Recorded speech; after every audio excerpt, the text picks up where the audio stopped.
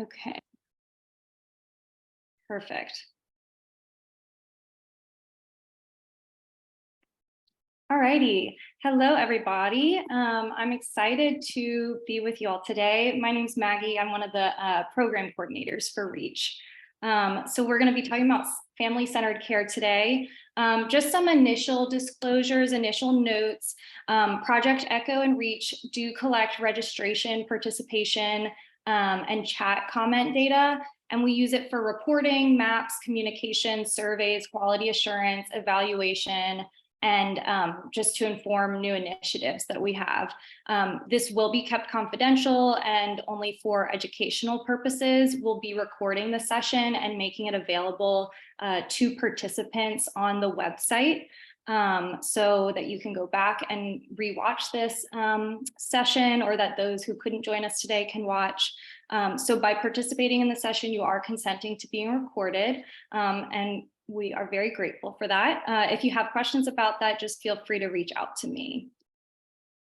So we are accredited through LMH PCO to provide CEUs to nurses for free. So we just ask that you get here on time or arrive no later than 5 minutes after the session starts, and as much as you can stay till the end. And we do encourage you to participate, especially in the case discussion. And then there's going to be a post-session survey that will be sent out to all of the attendees. And so if you are seeking those CEU credits, make sure that you do complete those evaluations. So those are necessary for you to gain CEU credits. Each session is worth 1.5 CEU credits as well. And we'll be keeping track of the sessions that you attend, but it is a good idea if you can just to keep track of that yourself. All righty, so just some Zoom etiquette. Please keep yourself on mute while you're not speaking, and then we do welcome you to come off mute at any time. You can either raise your hand or you can just unmute and start speaking. And then if you do have the bandwidth, we'd love to see your faces. So if you can keep your cameras on, that would be great. And then if you're having any IT issues, you can just chat, DM me in the chat, or send me an email. If everybody could go ahead and do this now, rename yourself. There's 3 little dots at the top right corner of your screen, your Zoom screen. And if you click participants and then rename, you should be able to rename yourself. And so if you could just put your first name, your last name, and then the hospice organization that you are from, that would be wonderful for me as I track attendance. And then, yep, like I said, if you have something to say, you can either raise your hand, use the chat, or just come off mute. Some ground rules. This is a safe space, so we really value everyone's thoughts, feelings, concerns, questions, and encourage those. And this is an area that we kind of say we like to take space and then make space. And then what's said here stays here, like the Vegas rules. To protect the privacy of all participants, this is a confidential session. So when you are sharing examples from your work, which we really would love to hear, just make sure you share de-identified information. Okie dokie. I'm going to hand off to you, Dr. Autry, for this part. Okay, so if you joined some of our sessions before, you're probably familiar with our agenda. We're going to start off with just some introductions. We're going to quickly try to go through everyone on the Zoom. And if everyone can just share their name and their agency, and especially if it is your first time joining with us. So we'll do that in a second. And then Dr. James will get started and she will review the objectives, start our presentation, focusing on family-centered care. And then at the end of the presentation, she'll lead, we'll talk about a couple cases and also be open if anyone else has cases that they'd want to share. And then we'll wrap up, and Stacey Melling, our integrative therapy nurse, will lead us with a mindfulness activity at the end before we go back to our afternoons. Okay. Real quick, Dr. Autry, I'm sorry, I forgot to make a quick announcement. And I'll review this at the end as well, in case everyone forgets. But if you are a hospice nurse, we would really love if you could complete, if you haven't already, the mid-intervention survey that was sent out to you via SurveyMonkey. I will go ahead after the session and share that with all of the hospice nurses, which really, when you registered, if you indicated that you're a hospice nurse, then you'll be included on that list. If you do not get an email from me, just go ahead and send me an email and I will add you to the list if you're a hospice nurse. But that would be great. We use that to improve these sessions. And so your input is really, really valuable. All righty, now we can start. Thank you, Maggie. You can go to the next slide. Okay, so let's go ahead and get started. I already introduced myself. Why don't we start off with our team? So Maggie, do you want to give a quick introduction? Yeah. So again, I'm Maggie. I am really just a volunteer with Children's Hospital and the palliative care team specifically on this project. I am an LSU med school student, so I'm in my first year there. But I am interested in palliative care and I'm really excited to be here. Thanks, Maggie. Stacy, do you want to go next? Hey, I'm Stacy Melling. I'm a certified holistic nurse. I do integrative therapies at Children's Hospital in New Orleans and work very closely with the palliative care team. Thanks, Stacy. Stevia? Hi, I'm Stevia. I am the nurse practitioner on the palliative care team here. Yes, Stevia is also at Children's Hospital with us.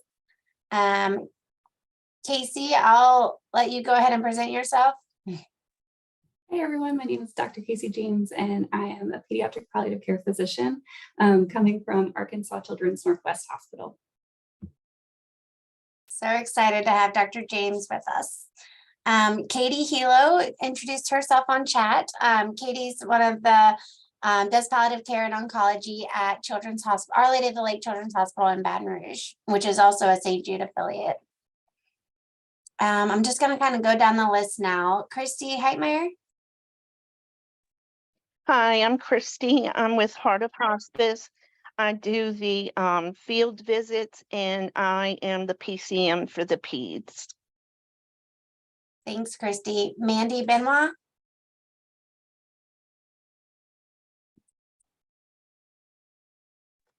Hi, I'm Mandy Benoit. I am the Regional Director of Clinical Services for Allegiance Hospice and Palliative Care.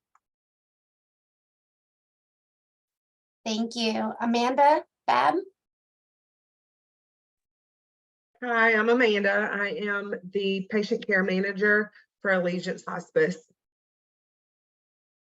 And then Haley with Allegiance as well. Hey, I'm Haley Paul. Yes, with Allegiance as well. I am the Director of Admissions. Awesome. Great to have y'all. And then Anne Marie. Hey, I'm Anne Marie Rivera. I am an RN here with Allegiance Hospice. I'm the Assistant Administrator. And then Jessica Graham with Allegiance as well. Hi, I'm Jessica Graham. I am the administrator for Allegiance Hospice in Northeast. Awesome. Welcome, welcome. And then Lisa Powers.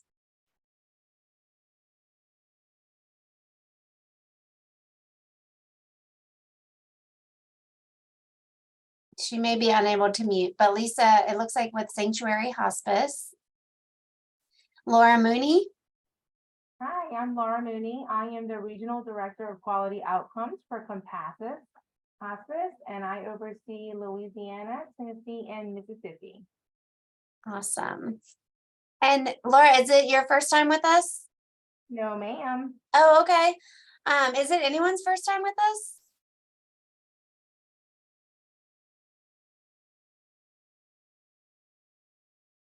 Everyone's been here before. Awesome. And joining again, which is good. And then I think Megan.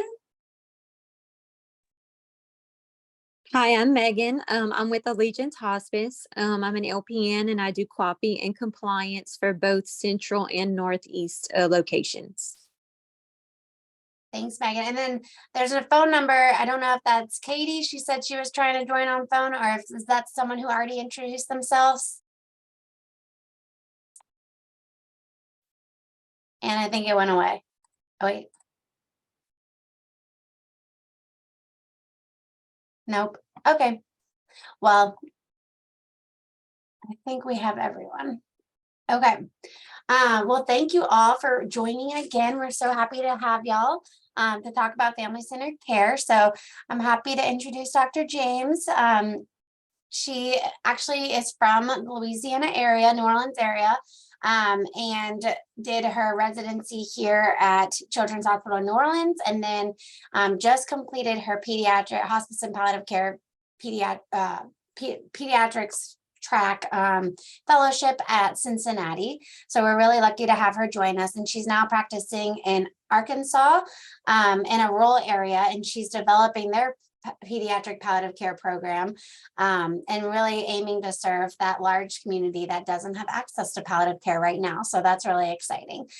So take it away, Dr. James. Hi, everyone, and thank you so much for the warm introduction, Dr. Autry.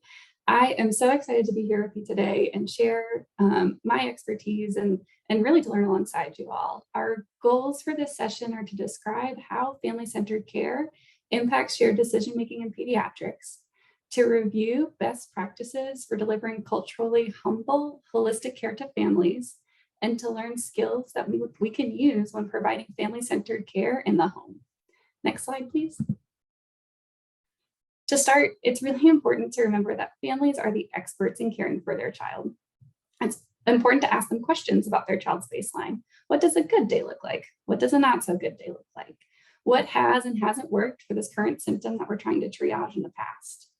Also, remember that each family is unique and our skills need to have room for flexibility. Every family that we meet has a subculture, and learning about their subculture will really lead to the most productive and effective communication. Learning about their values, beliefs, their unique family story, and their specific goals can really all together define how families receive and perceive information. This is all really the foundation for discussing their goals of care. Please know that each family comes to the healthcare experience with a unique history. They have unique expectations, a unique capacity for managing each stressful situation that might arise. Some families come with parenting experience, adequate resources, education, and a sophisticated understanding of the medical system. Others might have a history of poverty, mental illness, chemical dependency, cognitive deficits, abuse, or trauma. Family-centered care requires that we assess each family in terms of their strengths, needs, vulnerabilities, and capacities. We can then tailor our interventions and plans to meet families at their readiness level. We can assist them in becoming successful advocates for their child within the healthcare system. This is not the time to make sweeping changes to their core functioning, although that can be tempting. This process really involves providing education for the family alongside adjustments to our approach that really flexes with the family's ups and downs. Next slide. In the family-centered care model, we strive as healthcare practitioners to communicate and share complete and unbiased information with patients and families in ways that are both affirming and useful. We always hope that patients and families receive timely, complete, and accurate information in order to effectively participate in care and decision-making. Healthcare practitioners should also listen to and honor patient and family perspectives and choices, recognizing the knowledge, value, beliefs, and cultural backgrounds that are all incorporated into the planning and delivery of care. Asking an initial question like, "Can you tell me about your family?" will go a long way in learning about these important aspects. Patients and families should also be included on an institution-wide basis, where healthcare leaders can collaborate with patients and families in policy and program development, in implementation and in evaluation, in healthcare facility design and in professional education, as well as in delivery of care. Many families become the expert in issues associated with their child's condition and treatment, and they're always the expert on the lives of the child. We know that we are experts on the medical condition from a broader sense, and so having an active role in all aspects of care not only empowers our families to be effective partners of the healthcare team, but also ensures that plans are developed in a manner that is more likely to succeed. Decision-making, collaborating in the creation of care plans, shared information, reciprocal reporting, and co-management of symptoms and treatment approaches are all activities that really affirm the family's capabilities and their important role in managing the life of their child with serious illness. By being in the home, hospice clinicians often learn information about family functioning and their family's role in the community.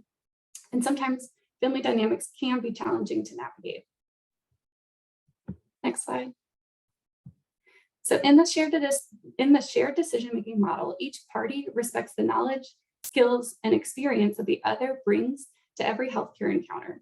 The family and healthcare team aim to collaboratively assess needs and develop treatment plans.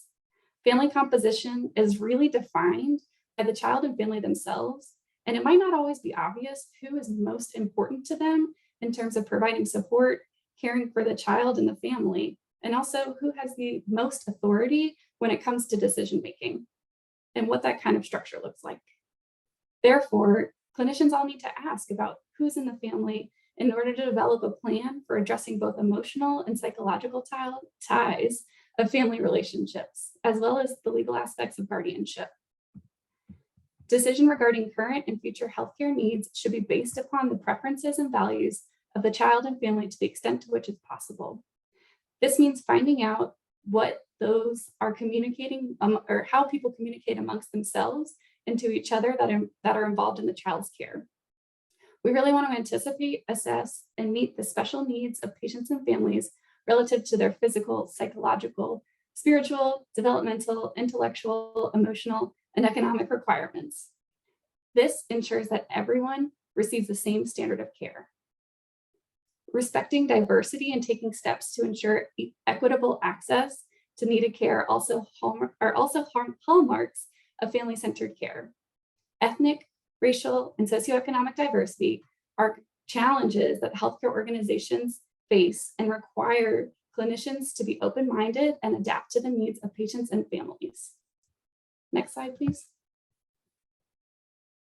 So when we first meet a pediatric patient and their family, there are some key questions that can be really helpful in getting to know them and really help guide care and making shared decision-making. I'm sure that many of us here are already asking, tell me about your child. What is he or she like as a person? What is your understanding of your child's illness? Given your understanding, what's most important to you? What are you hoping for? And what else are you hoping for? What are your worries? What are your fears? What else are you worried about? Where do you find your strength? And how well is that working for you today? Also, how are you managing on a day-to-day basis?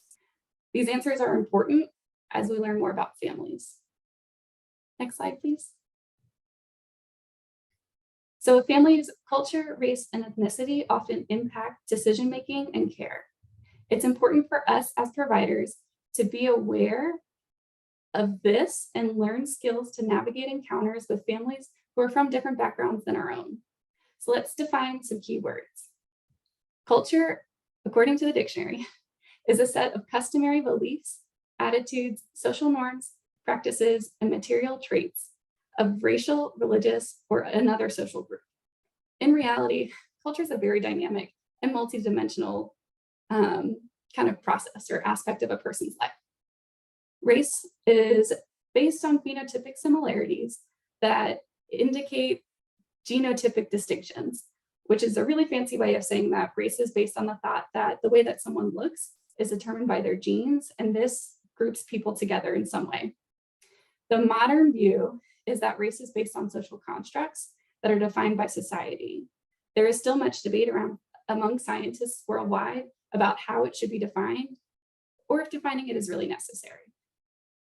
And last, ethnicity is the group that one identifies with based on traditions, ancestry, language, nation, or culture. Next slide, please. I want to take some time to talk about the difference between cultural competence and cultural humility. So cultural competence is the ability of an individual or organization to interact effectively with people of all different cultures. So it's not just awareness, but also knowledge and sensitivity of each individual's unique culture. It's a very, very lofty goal. Being competent in another's culture is almost impossible if you use the definition that we just talked about. Cultural humility, on the other hand, is a lifelong process of self-reflection and self-critique. Individuals learn about another's culture, reflect on their own beliefs and cultural identities, and try and find kind of the differences and similarities between the two. Competence is a concept that unfortunately can promote stereotyping and putting individuals in boxes. By highlighting differences, it promotes othering of those who come from different culture backgrounds. In fact, studies have shown that courses in cultural competence, though well-intentioned, can actually lead to more bias and stereotyping.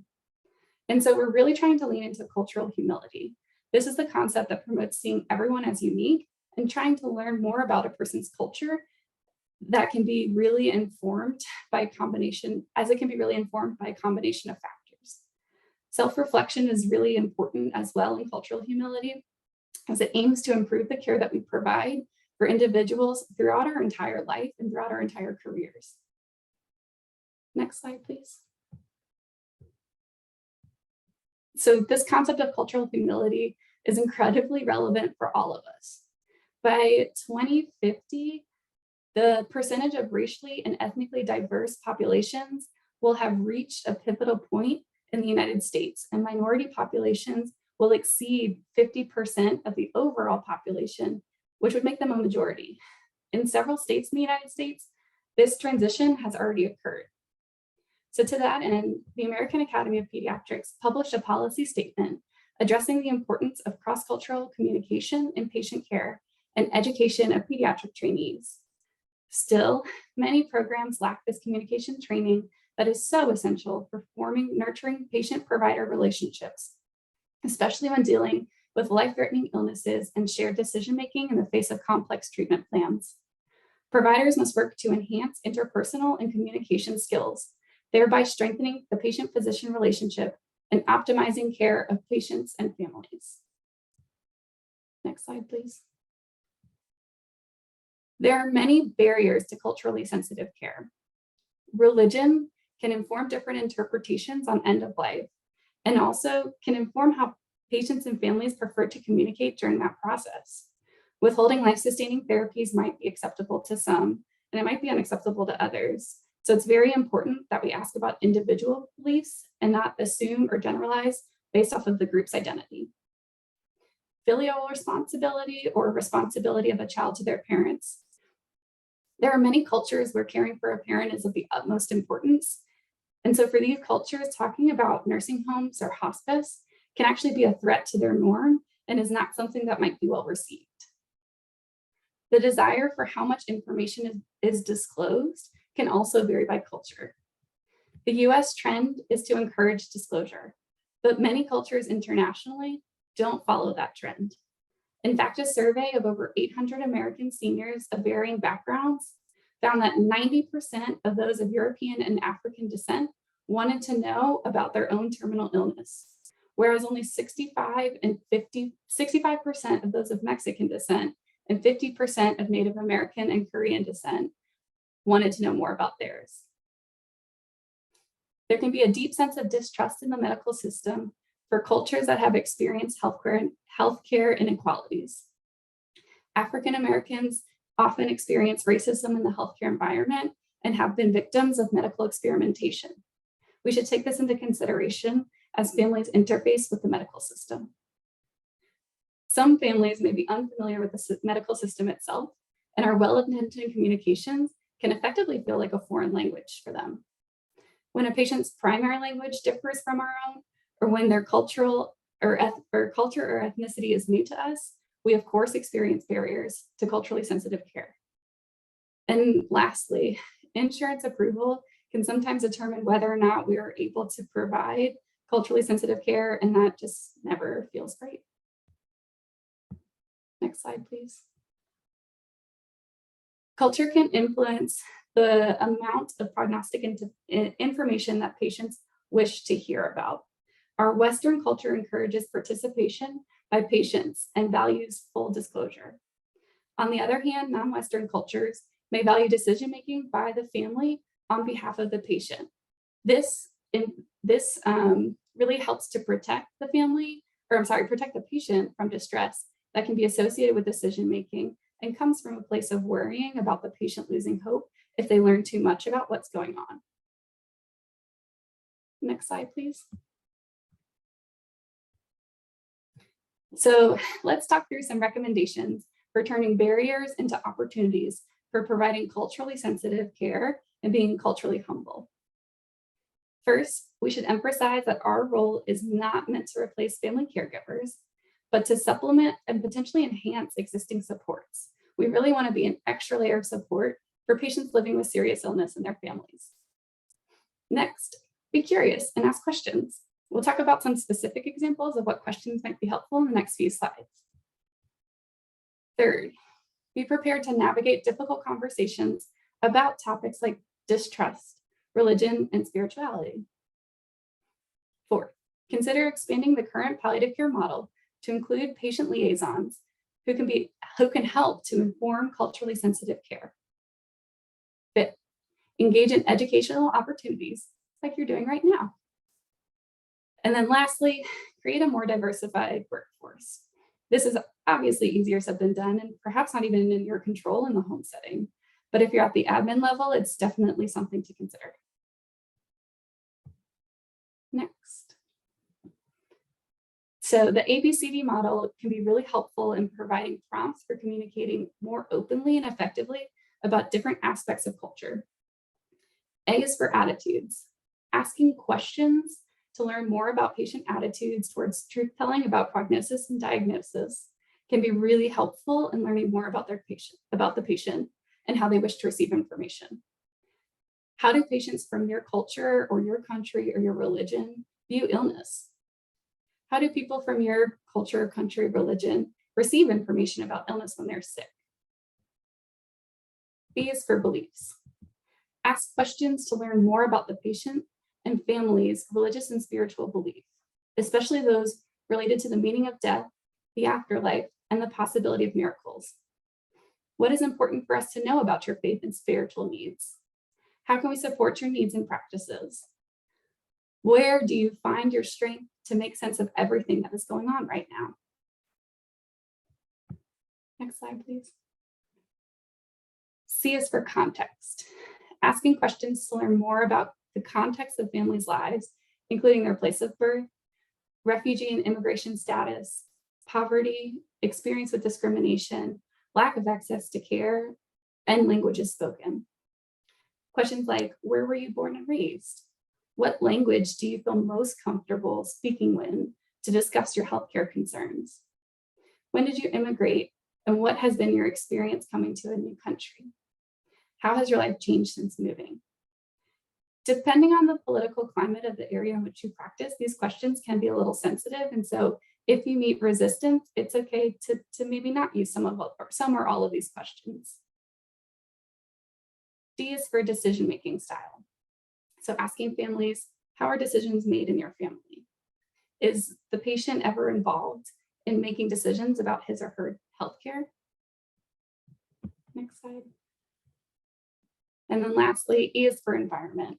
So identify resources available to aid providers in learning more about the cultural aspects of care, including healthcare workers from the same community, religious leaders, interpreters, and community organizations.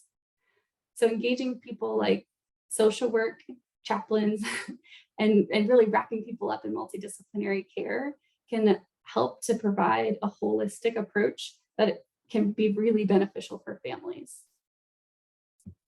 Next slide. So a helpful skill to practice when you are able to anticipate that a conversation might be challenging or that you're about to have a conversation where your own biases might be strong is to practice a mindfulness exercise.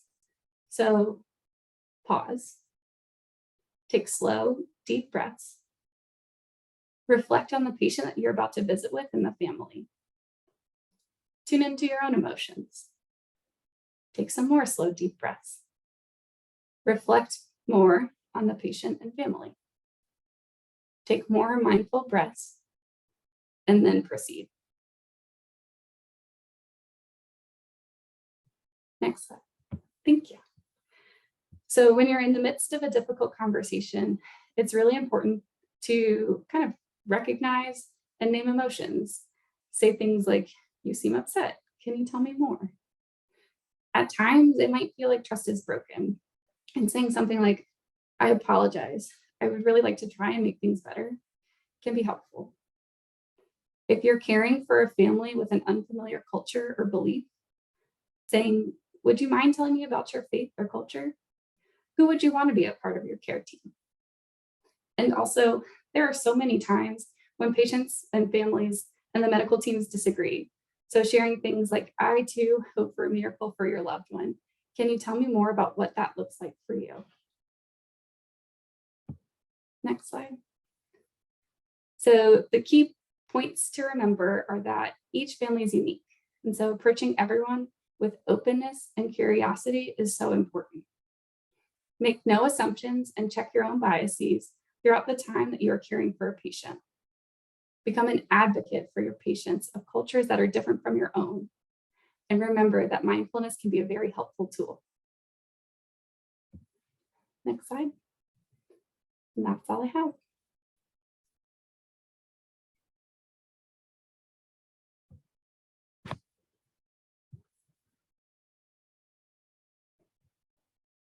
Okay, well, before Dr. James kind of walks us through the cases, I just wanted to put another plug out there for our online case submission form. It's on the REACH website, lmhpco.org/reach, and it'll take you, if you click, I think it just says let me see exactly what it says. You click a link to go to a SurveyMonkey, and it'll ask you for a little bit of information. And of course, it would be HIPAA compliant and not sharing any personal details of the patient, but we're happy to hear about cases either that y'all have experienced and still have questions about or distress about, or you're currently trying to navigate and figure out what the next best steps are. And it doesn't have to be pertinent to the next particular session. It can be a future session or just something that y'all would like to bring to the group. So feel free to share any cases that come up on the REACH website, and you click submit a case to be discussed, and that'll take you to the SurveyMonkey form. But for now, we're going to go ahead and hear about a couple of cases and just walk through how we would approach them being culturally humble. Yes, go ahead, Casey. I always pause there too. So case number 1, you're assigned a new patient who's a 3-year-old boy named Ahmed, who has a long history of developmental regression and a recent diagnosis of progressive leukodystrophy.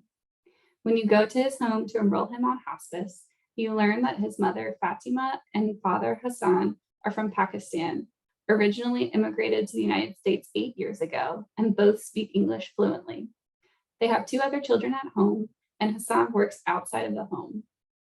Fatima stays at home to care for the children.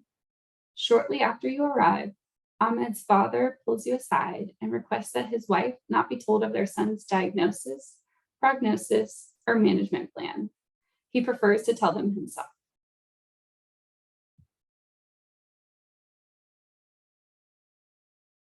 How do y'all feel just kind of reading that initial part of the case introduction?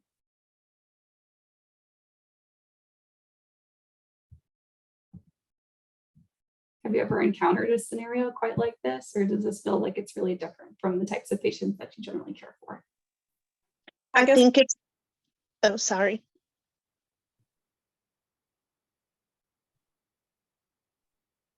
I think it's common in their culture that this is how they communicate. We've had patients like this before, and we have to communicate only through the man. Mm-hmm. And how do you feel when the family requests that happen? I guess because I know it's part of their culture. I just respect that. That's wonderful, Christy.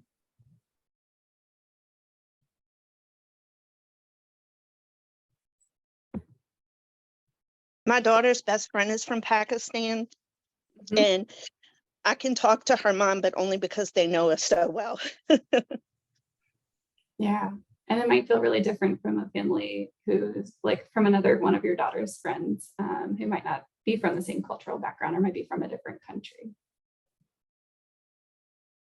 Yeah, I think that's an important part that Dr. James is pointing out, just kind of like recognizing like, wow, that's not like our norm, but it doesn't mean that it's not someone else's norm. And then figuring out how to respectfully navigate that.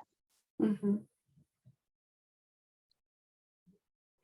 Chrissy, can I ask a follow-up question? How do you try and identify families that prefer to communicate from like a father only kind of standpoint?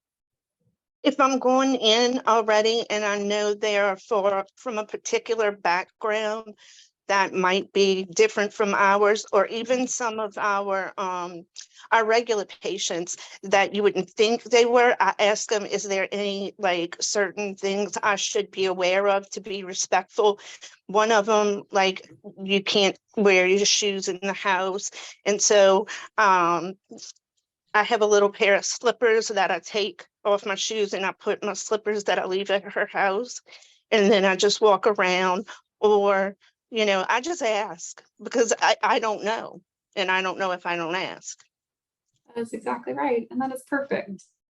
Thank you for the work that you're doing. I think it's really important to be humble and to feel comfortable asking and sharing. I want to be respectful of you and your family. And I think that families see that and recognize that. And that goes a long way in terms of kind of forming that great relationship between the families that we care for and the medical system and medical teams. And I think just to point out the difference between cultural competence and cultural humility, if we were aiming to be culturally competent, we might think that I should know all of the customs and rituals and practices in Pakistan, and that would be me striving to be culturally competent. But really, even if I knew all of those things, it doesn't mean that this family practices or values all of those things. So I think that's why we stress cultural humility even more so, because even if we knew about all the cultures in the world, it doesn't mean that they all apply to each particular family within that culture. Every family and patient is unique. And so going in ready to, like Christy said, ask those just very open questions, like, tell me more about your culture. What are some things that I should know to take the best care of you? And just not being afraid to ask those questions and then learn about that particular family, as opposed to the culture as a norm or as a whole. Mm-hmm. That was well said. And you can get educated, and if you're really like trying to learn and grow, which I think we should do every day, but I had one family and it wasn't a ped, it was an adult, and they just started talking, and they were Muslim, and they were explaining like their religion and how they got like a bad rap with the 9/11 and stuff, and that Muslims, their whole goal is just to be like God and treat everybody nice. Completely opposite of where they stereotyped. And it was like, I wound up staying there for like an hour and just talking with them because it was just so interesting to me. So you can also, get competent, not just by studying. I find it's easier just by listening and learning from people. No, I think you're exactly right. And just being open to the realization that every person and every family is unique. And so just trying truly to get to know them so that way we can take the best care of them that we can. Strong work. So the next kind of part of their story, the father said that this bad news was so painful to him, and he really wanted to shield his family because he knew that the news would break his family. So he wanted to try and tell them when the time was right. He said, "I know my wife better than anyone." In the meantime, he requested, as we said, all communication be with him only, and he would make all the medical decisions. So this request actually caused a significant amount of moral distress amongst the medical team. And one attending actually wrote in the chart that they had an obligation to ask the mother to come to the hospital so they could tell her about the son. Others thought they should at least ask mom what she wanted to know. And there was a sense of urgency because his rapid deterioration raised concern that a more fulminant course could mean death in as little as a few months. Does this new information change the way that you feel about the patient and their family? And would it change your approach in the family's home?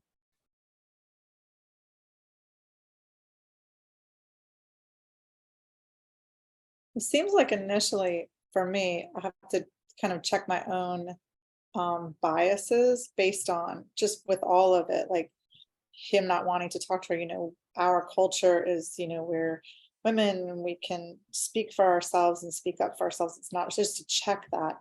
And then like kind of legally feeling like this mom has the right to have a say so based on our culture. Yeah, I think there'd be lots, but for me personally, I'd have to check that first. And then the other thing that I was going to say earlier is I do worry if they immigrated here.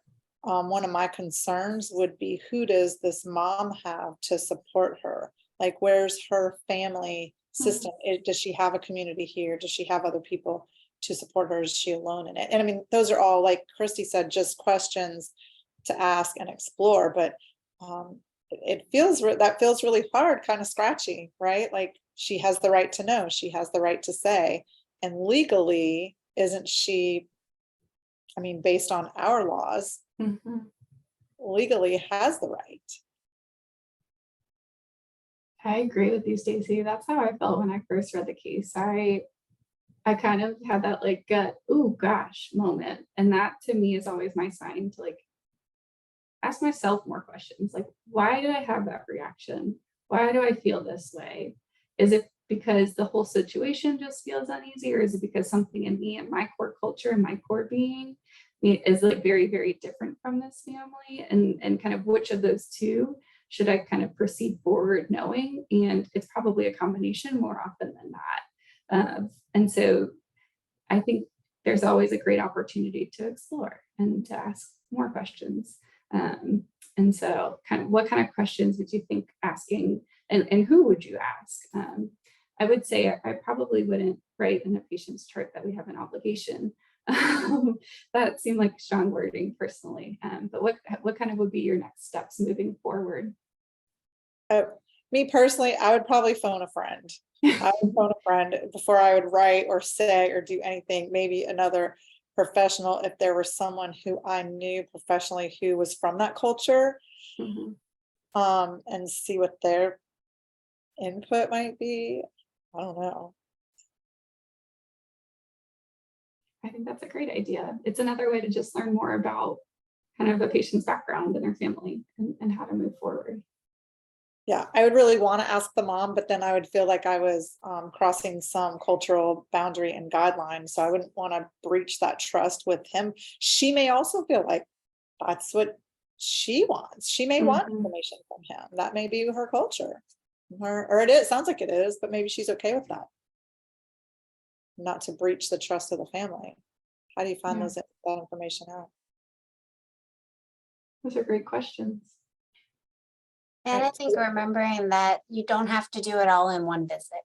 I think, if we first met him and he voiced his wishes to talk with his wife, then we respect that. If too long of a time period goes by, or we really feel like this is affecting their family, we might sit down with him again and voice our worries. With her probably being the patient's primary caretaker, she's going to be realizing that he's getting sicker. She's going to be interacting with his care team. And so just talking with dad about those worries and those concerns and why we feel the way we do, and just having an open conversation and voicing those worries with him, maybe stating, I wonder if we could partner together, and we're happy to help talk with her. Sometimes I can't imagine how hard it must be to think through how to share this very difficult information with her, just partnering with dad instead of giving a strong recommendation or telling him what we think he should do.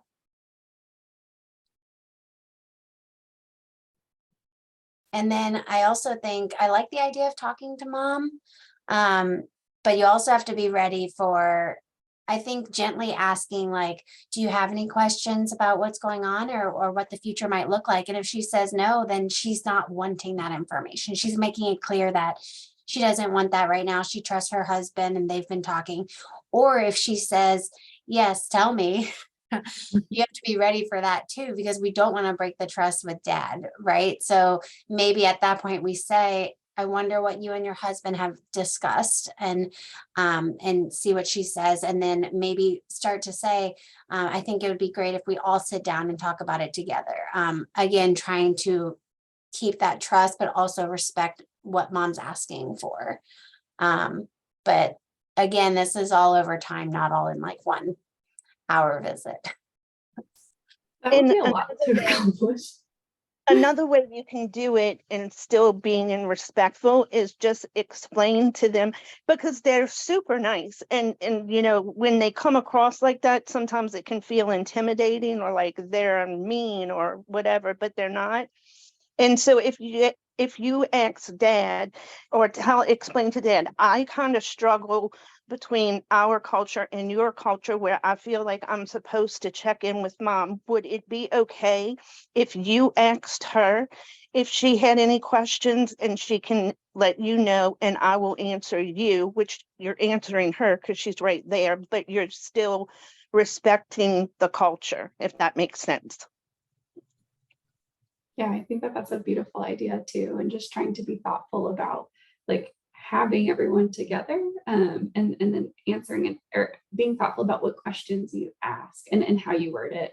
But Chrissy, I think kind of looping in your background can also just like identify in yourself, which is exactly what you're doing, is kind of the or distress rather that you're experiencing.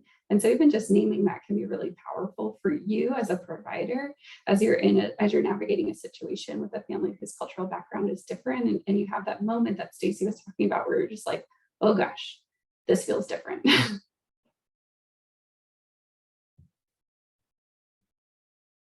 What other thoughts do y'all have?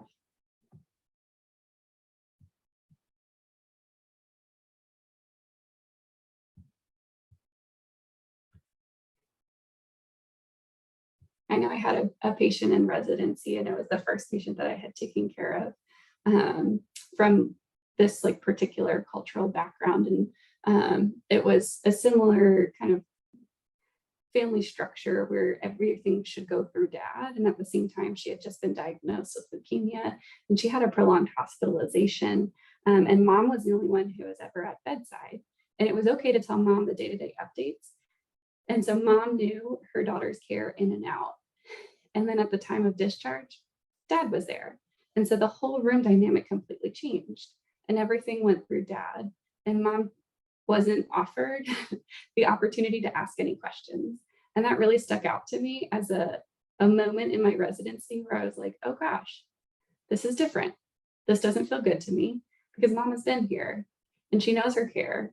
And I want to know what questions she has, but dad's saying no on her behalf. So I think I need to respect that. And just trying to navigate that in the moment, especially early in my career, was really challenging. I can to answer Ashley's question, she just typed, I can share an experience we recently just had with an adult. I don't even remember the name of the religion. One of our chaplains looked it up and sent it all to us so we could read up on it, but it was a white couple who said it was against their religion for anybody dark-skinned to take care of them. And that just kind of at first initially just came across offensive to all of our team. And we had to sit down about it and let everybody discuss their things. And what we had to do was we had to explain to the family that we can accommodate and respect your culture. However, there will be nights when the on-call people are of color. And you will have to make a decision as to allow them to come in. And if not, then unfortunately, you will have to call 911. And we just had to like respectfully lay some ground rules down because of the dynamics of our team and certain times that they would call. So I think being upfront with what you can do, or if there's times that you can't accommodate them, explain to why, but have an option for them that they can go to if they don't let us in the home.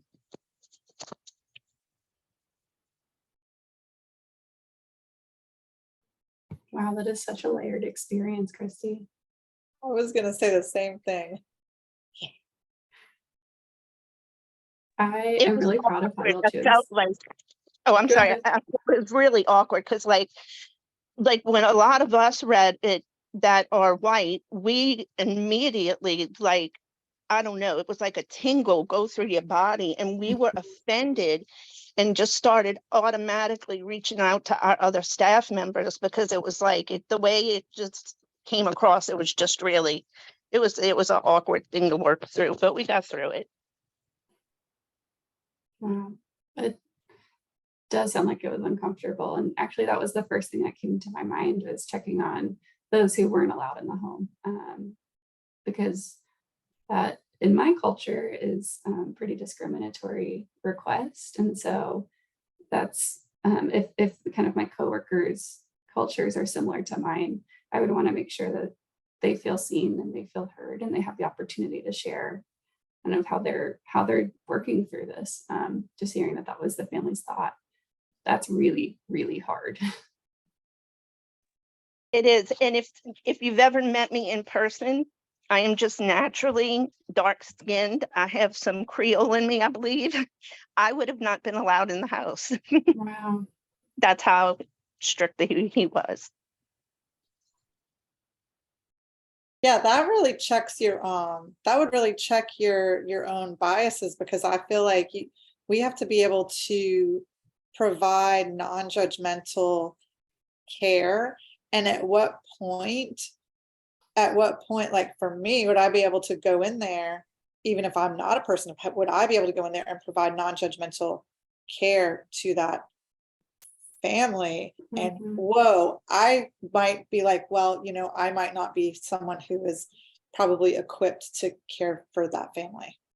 Like, I mean, they're entitled to their beliefs, and their whatever it is, but I mean, how do you do that? Are we allowed to like remove yourself? I've never felt like that before, but just that example makes me feel like I would say, you know what, I don't think I can care for that family. Yes, I think that's very appropriate. We asked everybody when we all got together to make sure and just do a debrief and check on everybody. But yes, you definitely could say the ones of us that, the ones of our team that did go in, the underlying, Philip, our admin nurse, kind of felt like the religion thing was really an excuse and that they were just really racist. And so we kind of all felt that, but we all had to like look at each other, say, okay, this is how we feel, this is what we think, but it definitely could be their religion.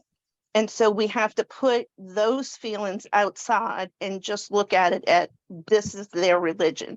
We've not heard of it before. We don't know it, but this is what we have to do. And anybody that was uncomfortable going in the home, we didn't make them. It was kind of like a volunteer of who was allowed, who would be willing to go. So you could definitely remove yourself if you feel like you couldn't.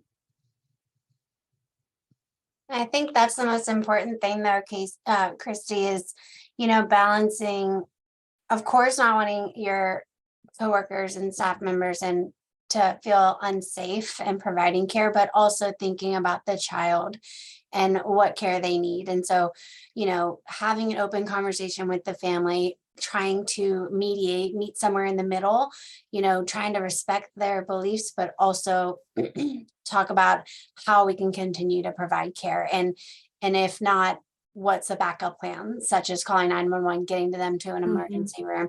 So I think that while it sounds offensive and super just doesn't sit right at all. We also want to think about the innocent child and what their needs are and how we're going to try to work to meet somewhere in the middle. So thank you for sharing that case, Christy.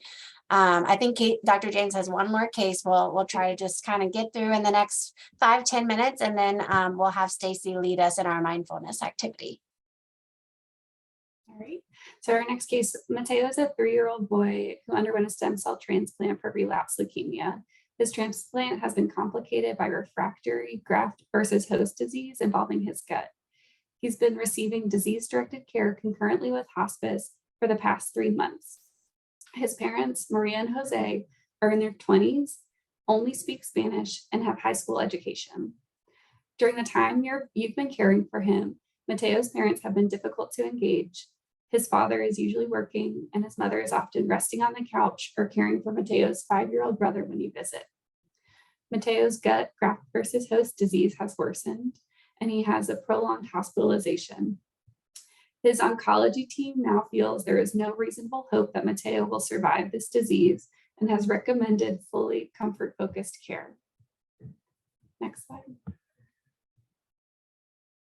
When you visit with Mateo and his family after discharge, you ask how the hospitalization went.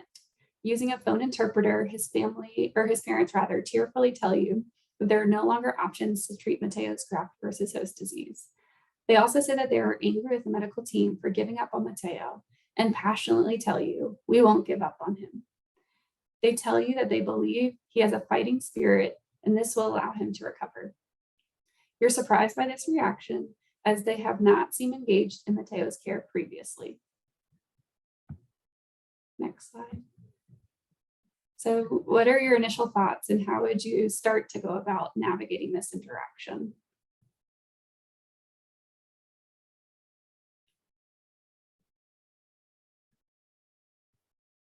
Maggie, will you go back to the previous slide so that people can read the case again as they think about it?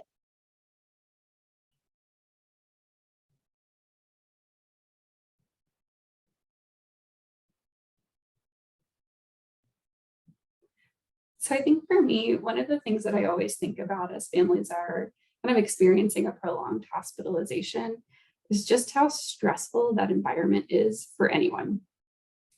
This is a family who, in addition to experiencing a prolonged hospitalization with their child who is very, very sick and has been for quite some time, also has a language barrier. So the person who comes in to deliver their food, to take out the trash, all of these interactions just add more and more stress to their day-to-day lives. I'm a mom, and I'm gonna say, if my child were admitted to the hospital, I don't think that I would be a very graceful parent. I think that I would be an absolute puddle. And so to hear things like someone was surprised by the reaction as they haven't been engaged in Mateo's care, it always makes me wonder, like, well, have we stopped to think about how we can offer more support? Like, what are the barriers that we're experiencing to where they seem like they are not engaged, and kind of how did the medical teams come up with this kind of tag for the family, and why?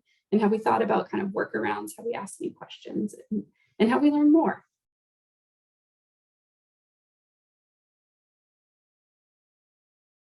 I agree with you, Katie. I think that's beautifully said. I think I'd first want an in-person interpreter. I agree with that, Stacy. Yeah, I just caught that as well, Stacy. It says using a phone interpreter.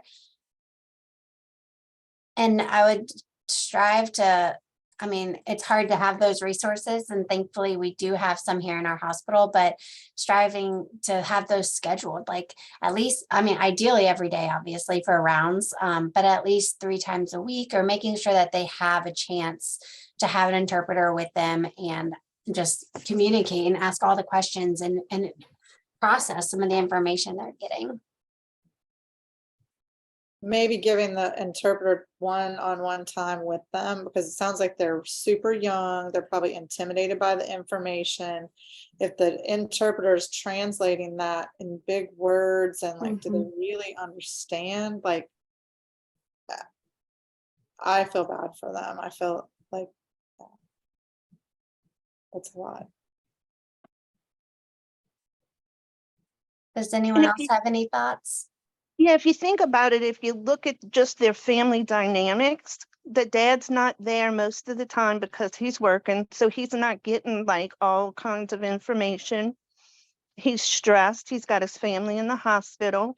Mom's distracted with a younger sibling. So I think it might not be that they're not wanting to engage. I think maybe under all the stress and such a prolonged hospitalization, they're probably engaging to the best of their ability at that moment. And from having my own little personal Mechi, it's very helpful to have somebody interpreting in person with you than language lines. And I agree with Katie's recommendation too, with an in-person interpreter, with someone on the phone or with someone on video, having a pre-meet or a pre-conversation before starting that conversation with the family goes a long, long way. Just to loop them in so that way they understand kind of the background. That could be really helpful. This is kind of off on a tangent, but when thinking about cultural humility and interpreters, we've run into a lot of issues with Arabic or Muslim or families of a particular culture that speak a particular language, where the interpreters, for example, we may ask a family, we're trying to delineate their goals of care, explore if they would want hospice or if they would like to protect them from resuscitation, and the interpreter will respond, oh no, we don't do that.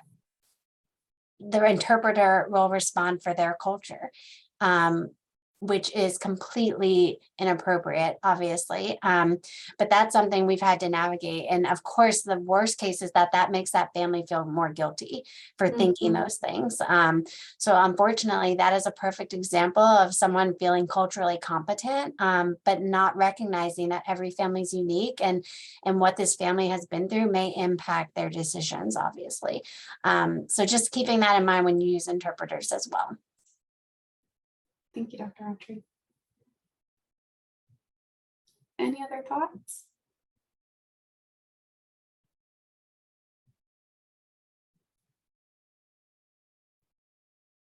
And I think, sorry, because the only other thing I was going to add, obviously, like they just got really rough news that their child is dying, and the thought of taking him home for the last time, of course, like I would think that their reaction would be, it's totally understandable that it would be more than we were expecting, because they're experiencing that anticipatory grief, and this update was different than all of the updates in the past. And so just recognizing the gravity of that for them. Yeah, I think anger is a totally understandable emotion that they're experiencing in this situation. Thank you for naming that.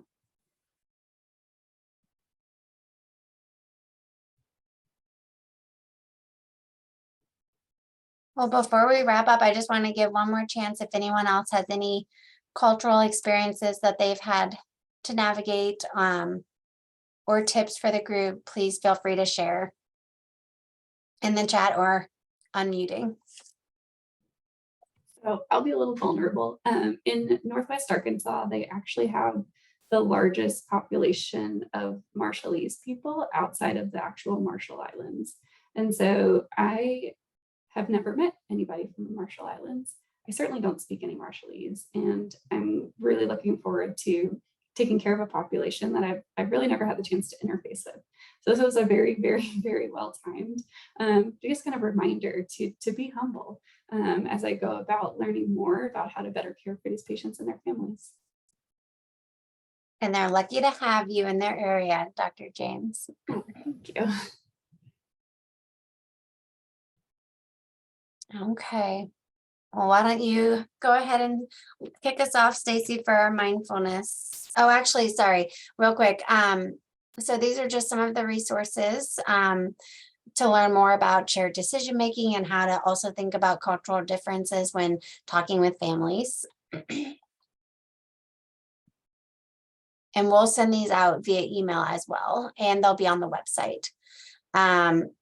which is lmhpco.org/reach. That's St. Jude's website. And then if there's any questions in the meantime, feel free to reach out to Maggie. And our next session is September 21st, the third Thursday. And it will be on taking care of a child who depends on medical technology. So we'll have one of our respiratory nurses who often trains families in taking care of trachs and different things like that, as well as our nurse practitioner, Stevia, to learn a little bit more about feeding tubes, lines, things like that, that our patients may be going home with. Okay, go ahead, Stacy. Thank you. And just one more reminder, sorry, for the hospice nurses, I'll be sending out that email to you to complete the Survey Monkey. But that's just for hospice nurses. If you are a nurse trying to gain CEU credit, do complete the regular post-session survey that is sent to you as well. Thanks.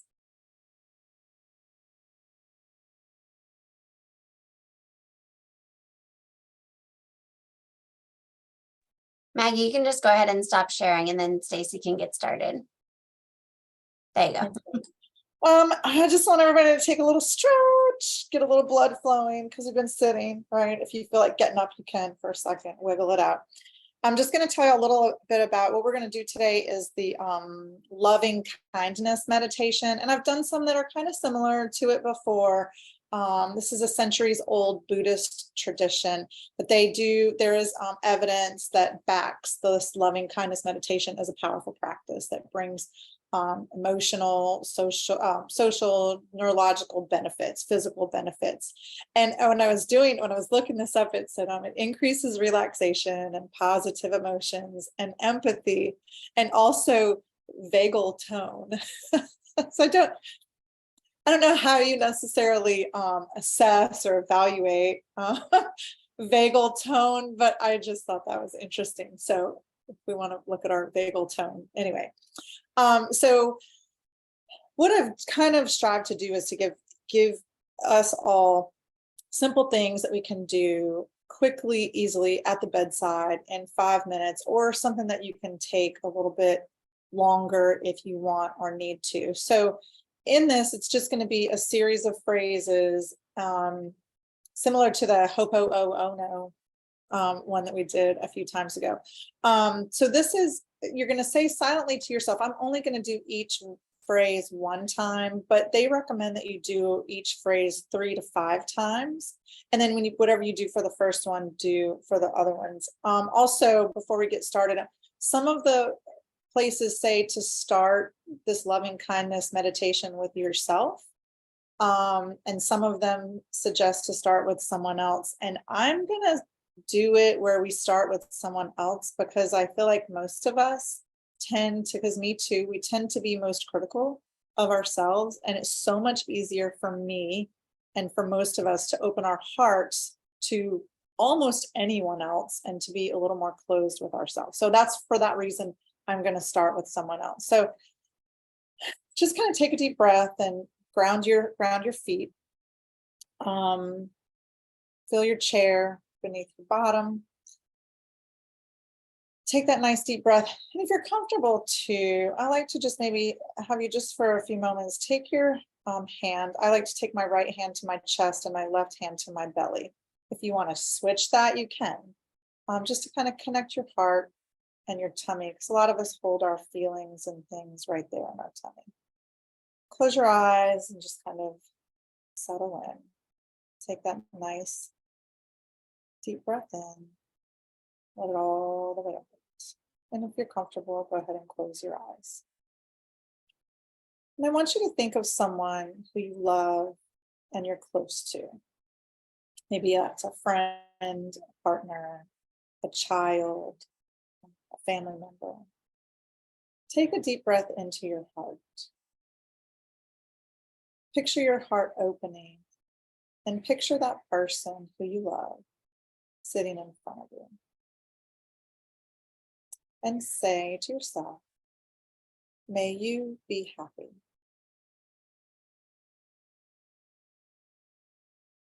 May you be peaceful. May you be well. and healthy. Now to yourself with that open heart, become aware of the person that you are, the wonderful traits that you see in yourself, and picture yourself in front of you, your best self, and say, may I be happy. May I be peaceful. May I be well and healthy.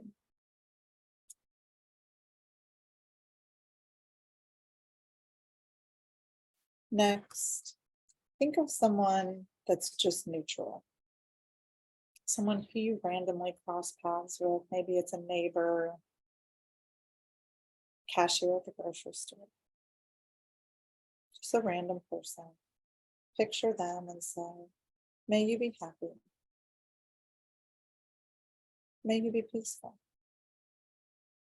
May you be well and healthy.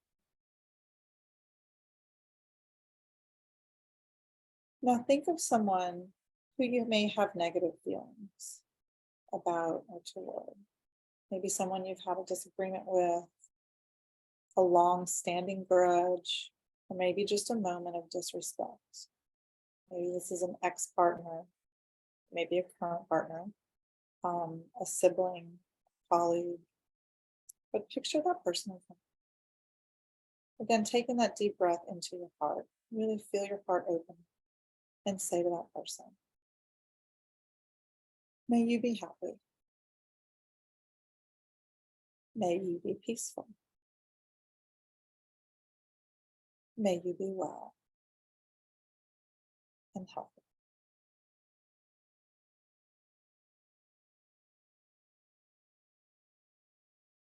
Now to all beings. Think of your family, your friends, coworkers. Picture all of them, their family, their friends, your pets, really all beings. Picture all those people in your city, your state, your country, and in the entire world. Again, take that deep breath into your heart and say, may we all be happy. May we all be peaceful. May we all be well.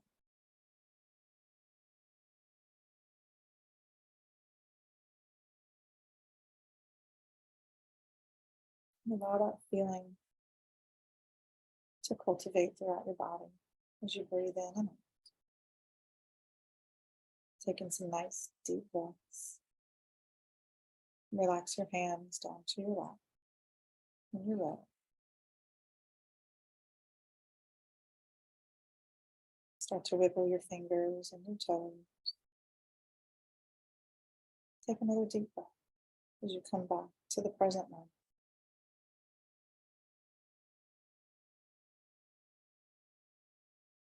When you're ready, open your eyes. And just keep in mind that you don't have to do the whole thing. Sometimes you can just do that moment. Maybe sometimes jump straight to the person who you're having a disagreement with, or sometimes straight to yourself if you're feeling down on yourself. But just those three little things, you can just say those quickly and opening up your heart. So, any questions about anything?